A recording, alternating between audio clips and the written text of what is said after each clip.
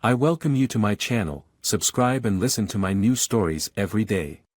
The morning sun cast a warm glow across the room as Michael and Julia prepared for what promised to be another day of adventure and discovery on their 2-week European getaway. This trip was meant to be a new beginning for them, a chance to reconnect after months of silent dinners and cold glances. "I've got the itinerary all set," Michael said with a forced cheerfulness, handing Julia a printed schedule. "We'll start with the castle downtown, then head to the old market, and if we have time, maybe the art museum." Julia, adjusting her sunglasses, gave a noncommittal nod. "Sounds perfect. Let's make the most of it," she replied, her voice barely hiding her disinterest. As they ventured through ancient streets and explored historic sites, Michael snapped pictures of every moment, every smile Julia forced in front of monuments and scenic vistas. Despite the beautiful backdrop, his attempts to capture happy memories felt increasingly hollow. The trip progressed with practiced smiles and curated tours, until their final day rolled in. With their flight scheduled for late evening, Michael suggested one last stroll through the city. Julia hesitated, then declined, complaining of a sudden headache and preferring to rest at the hotel. "Okay, take it easy then. I'll just do a quick round of the places we missed," Michael said, concealing his disappointment.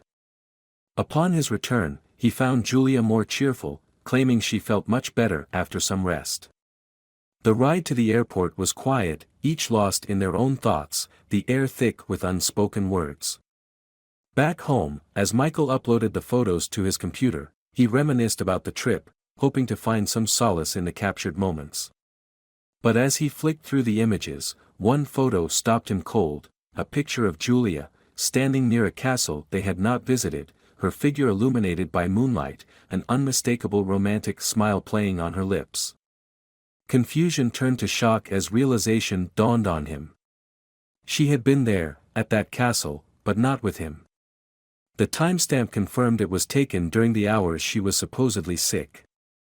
Fueled by a mix of betrayal and hurt, Michael confronted Julia with the photo. Her confession was quiet, resigned.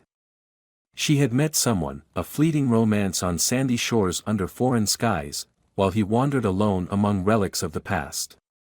The revelation shattered the fragile veneer of their relationship. Betrayed and furious, Michael's thoughts raced to revenge.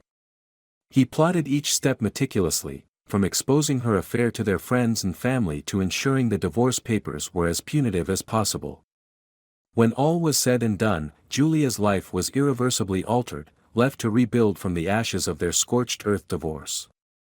Now, months later, Michael sat alone, the photos of their trip a bitter reminder of the dual edges of trust and betrayal. As he sifted through the memories, both fond and painful, he wondered if revenge had truly brought him peace, or just a deeper loneliness.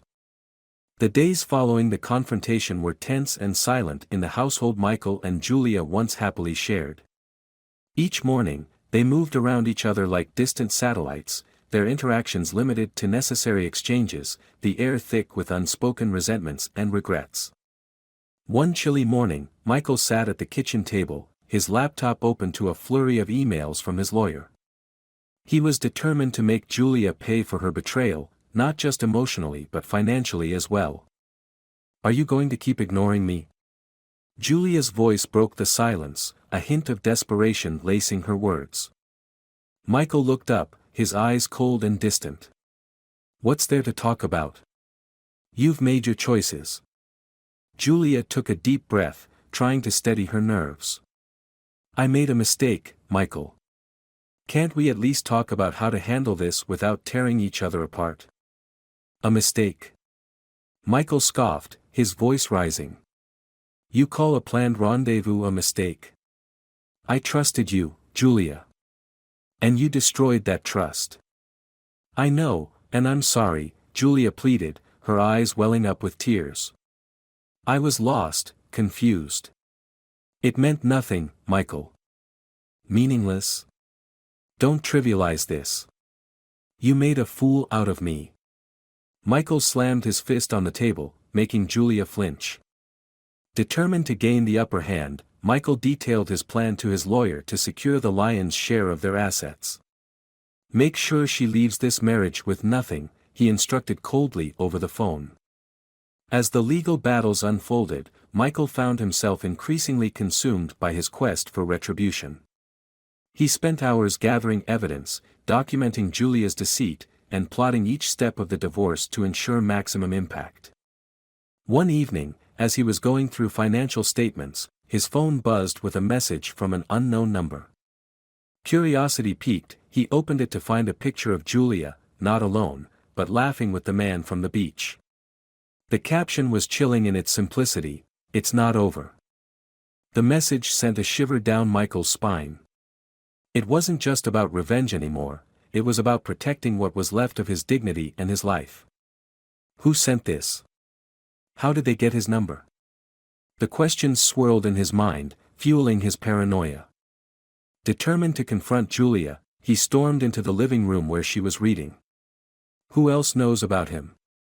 Are you flaunting this to everyone? He demanded, thrusting his phone in her face. Julia's face paled as she looked at the photo. Michael, I swear, I don't know where this came from. Please believe me. Believe you? Why should I? Every word you say could be another lie. Michael's voice was thick with accusation. Frustration and fear mounting, he decided it was time to take things further. If someone was trying to intimidate him or sway the divorce proceedings, he needed to be one step ahead. He contacted a private investigator, setting in motion a plan to uncover not just Julia's actions but also the identity of the mysterious messenger. As Michael lay in bed that night, the room dark and quiet around him, he realized the depth of the abyss he was staring into. With each move towards revenge, he was not just dismantling Julia's life but also altering his own, perhaps irrevocably. But there was no turning back now, the dice were cast, and he was all in, come what may. As the early morning light crept through the curtains, Michael sat at his desk, his eyes red and tired from a sleepless night. He was determined to unravel the mystery of the ominous message and photo. The coffee beside him grew cold as he replayed the conversation with the private investigator he had hired. The doorbell rang, snapping him out of his thoughts. He walked to the door, half expecting a courier, but instead, he found the investigator, a compact man with sharp eyes, standing on his doorstep. "Mr. Reynolds, may I come in? I have some information you might find interesting," the investigator said in a low tone, glancing cautiously around before stepping inside. Michael led him to the living room, his heart pounding with anticipation and dread. "What did you find out?" The investigator laid out the photographs and documents on the coffee table. "Your wife's companion isn't just a random tourist. He's connected to some powerful people who might have a vested interest in keeping their affairs private." Michael's grip tightened around his mug. "What are you saying? That this is bigger than a simple affair?" "Exactly. I traced the phone number that sent you the photo. It's registered to a shell company, but the trail leads back to a man known for his, let's say, less than legal activities. He's someone you don't want to cross." The revelation hit Michael like a wave. This wasn't just about a betrayal, it was potentially dangerous. What's their interest in Julia?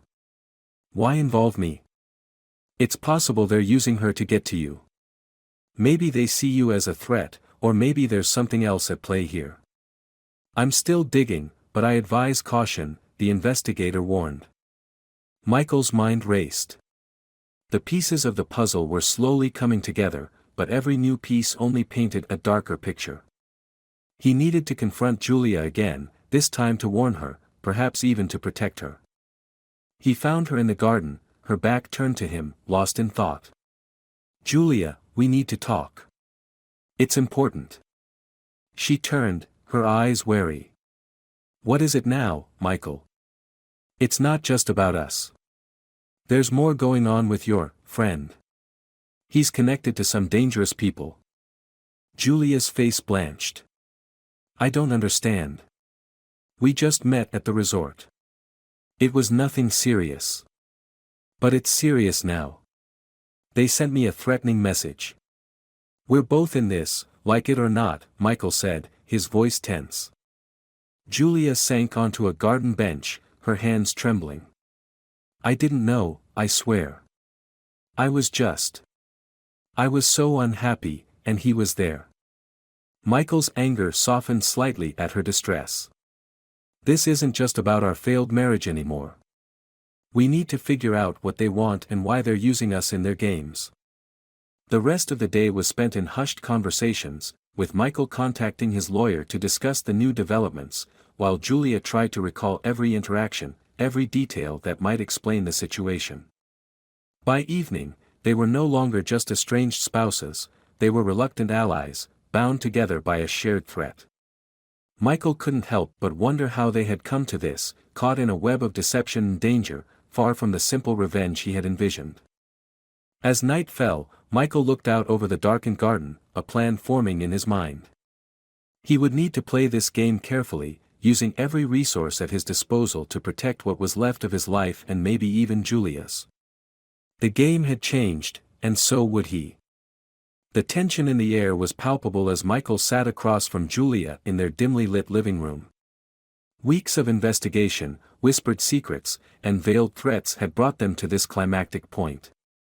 Both were weary, their eyes reflecting the strain of the complex web in which they were entangled. Michael cleared his throat, his voice steady despite the storm raging within. I have everything I need now. It's time to end this charade once and for all. Julia, who had been staring into the dying light of the fireplace, turned to face him, her expression a mix of fear and resignation. What do you mean? What are you planning to do? Michael's eyes darkened with a cold resolve. I know about the money, Julia. The money you and he were embezzling from his contacts. That's why they came after us, isn't it? It was never just about an affair. Julia's face drained of color, her facade finally crumbling. Michael, It started that way, but I got pulled deeper than I ever intended. Save it, Julia. I don't care about your excuses. You betrayed me, and you dragged us into danger. Now, I will do what I must to ensure my safety, and my revenge. As Julia trembled, Michael detailed his plan. He had gathered enough evidence to not only expose Julia and her lover but also to incriminate the dangerous men they were involved with. By tomorrow, everyone will know. The police, the media, their so-called powerful friends. And with the evidence laid out, none of you will escape the consequences. Julia pleaded, tears streaming down her face. Please, Michael, think about this. You could destroy everything. There's still a chance. Chance? Michael interrupted, his voice rising. You gambled with our lives. Now, I'm taking control. The following morning, Michael watched from a distance as police cars and news vans surrounded the beach house where Julia's lover had been hiding. Armed officers swarmed the property, and soon, handcuffed figures were led out, one of which was Julia, her face obscured by her hair, her posture defeated. Michael turned away, a bitter sense of satisfaction mixed with a deep, searing pain. The love he had once felt for Julia was gone, replaced by a void that echoed with the remnants of betrayal. Weeks later, Michael sat alone in a cafe, the noise around him a dull buzz compared to the clarity of his thoughts. The news had been filled with the scandal, the trial date set, the lives destroyed. He had done what he said he would, the traitors were paying their dues. As he sipped his coffee, a figure approached his table, a man in a sharp suit, his face unreadable. Michael Reynolds, the man inquired. Yes, Michael responded cautiously. I represent some of the people you exposed. They're interested in making sure you don't continue to be a problem. The man's tone was even, but the threat was clear. Michael met the man's gaze, his own expression hard as flint. Tell your clients, I'm just getting started. Anyone who threatens me again will regret it. I have copies of everything, ready to go public if anything happens to me. The man nodded, a hint of respect flickering in his eyes as he stood up to leave. I'll convey your message. As Michael watched the man disappear into the crowd, He realized the depth of the abyss into which he had plunged. There was no going back to who he once was. He had sought revenge and found only a Pyrrhic victory. Now, surrounded by enemies and isolated by his own actions, Michael Reynolds was a changed man, marked forever by the battles he had chosen to fight.